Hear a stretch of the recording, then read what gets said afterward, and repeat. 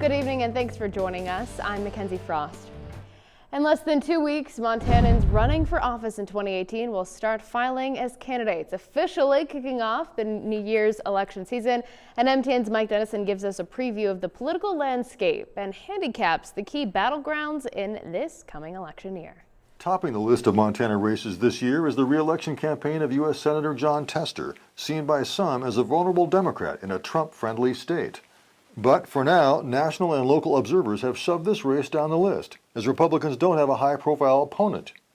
It's definitely a top 10 race in the country. I don't think it's a top 3 race. I think there are other Democrats that are a little bit more vulnerable. So I think Tester's in a little bit better position relative to 2012, but we'll see. As many as 6 Republicans may compete for the party's nomination to challenge Tester. They include State Auditor Matt Rosendale, former State Judge Russ Fagg of Billings, State Senator Al Olszewski, and businessman Troy Downing. GOP voters will choose their candidate in the June 5th primary. Newly minted Republican Congressman Greg Gianforte is also up for re-election, and a half-dozen Democrats are vying to challenge him this November. Gianforte certainly starts out as the favorite, but if President Trump's popularity doesn't hold up and Democrats have a good year nationally, this could become a tight race.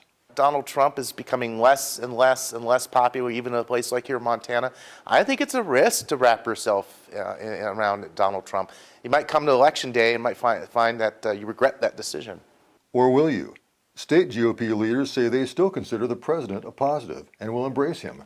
State Party Chair Deborah Lamb also says they'll emphasize that Senator Tester has not supported the president on key issues.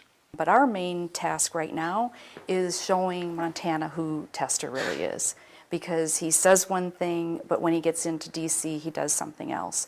Also on the ballot in 2018 in Montana are a pair of state Supreme Court races, 2 Public Service Commission spots, and 125 legislative seats. Democratic Party Executive Director Nancy Keenan says Trump has fired up the opposition, and that she's expecting many Democrats to step forward and run once candidate filing begins a week from Thursday. We're ahead of schedule in recruitment.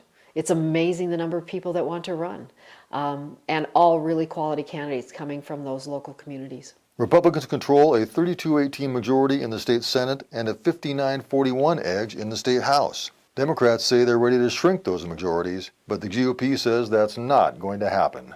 I think we could very possibly pick up some seats. I think we're doing a good job of recruiting. Everyone's talking confidence now, of course. But as we know, a lot can change by Election Day, and many factors will play a role, from voter turnout to the economy. Reporting from Helena, Mike Dennison, MTN News. And candidate filing begins January 11th and ends March 12th.